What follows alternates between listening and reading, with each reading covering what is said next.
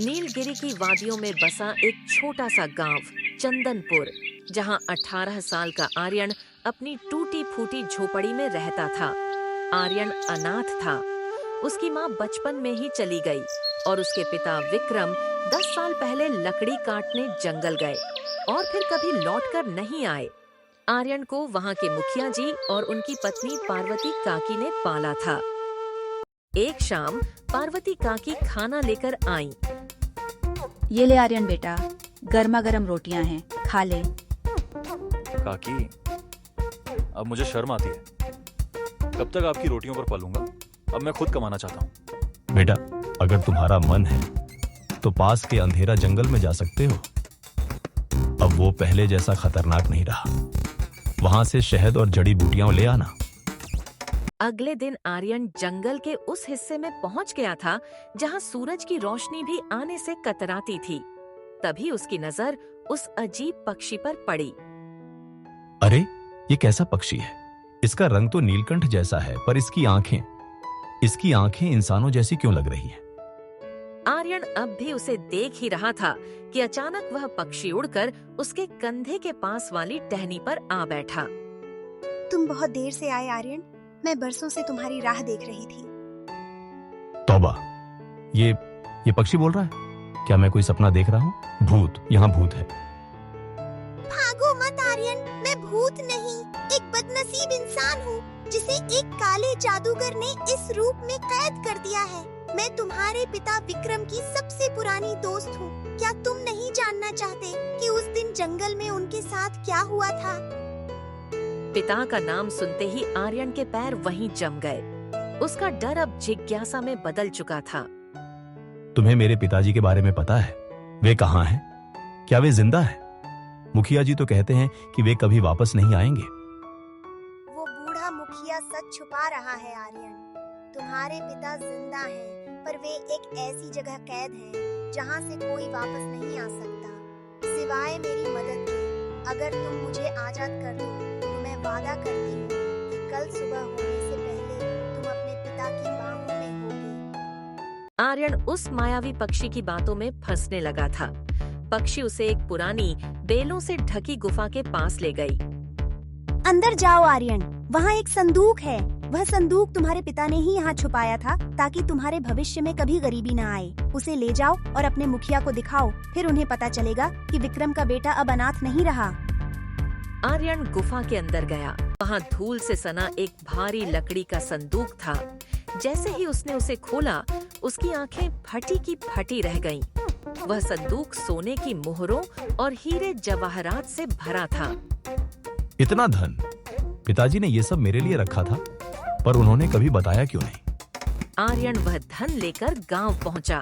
जब मुखिया जी और पार्वती काकी ने इतना खजाना देखा तो उनके चेहरे पीले पड़ गए। वे समझ गए कि आर्यन उस प्रतिबंधित जंगल की गहराइयों तक पहुंच चुका है।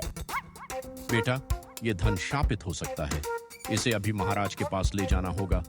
ये हमारे गांव की बर्बादी का कारण बन सकता है। आर्यन को मुखिया जी की बात पर गुस्सा आया, पर वह चुप रहा। वे महाराज के दरबार पहुंचे। महाराज एक लालची इंसान था। उसने खजाना देखते ही उस पर कब्जा कर लिया और आर्यन को बस कुछ चांदी के सिक्के देकर वहां से भगा दिया। आर्यन का गुस्सा अब 7वें आसमान पर था। उसे लगा कि पूरी दुनिया उसके खिलाफ है। वह वापस जंगल पहुंचा। नीलकंठ, मुखिया जी ने मेरा धन छीन लिया। महाराज ने मुझे धोखा दिया। अब मुझे किसी पर भरोसा नहीं। मुझे बस मेरे पिताजी चाहिए। दुखी मत हो आर्यन, ये सब लालची लोग हैं। आज पूर्णिमा की रात है। देखो, चांद ठीक गुफा के ऊपर आ चुका है। गुफा के अंदर एक नीले कांच का कलश है। जैसे ही तुम उसे तोड़ोगे, मेरी रूह आजाद हो जाएगी और बदले में मैं तुम्हारे पिता को वापस ले आऊंगी। आर्यन गुफा के भीतर पहुंचा। वह नीला कलश किसी जादू की तरह चमक रहा था। जैसे ही आर्यन ने उसे उठाने के लिए हाथ बढ़ाया, पीछे से एक जलती मशाल गुफा में फेंकी गई। रुक जा अधर्मी बालक, उस कलश को छुआ तो प्रलय आ जाएगी। जिसे तू अपनी सहेली समझ रहा है, वह एक नरभक्षी डायन है जिसने हजारों साल पहले इस इलाके को श्मशान बना दिया था।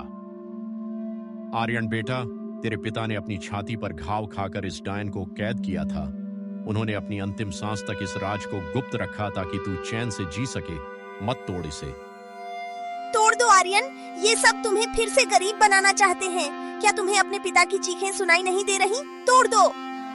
पिता के मुंह में अंधे हुए आर्यन ने आव देखा न ताव, कलश को हवा में उछाला और अपनी कुल्हाड़ी से उस पर वार कर दिया।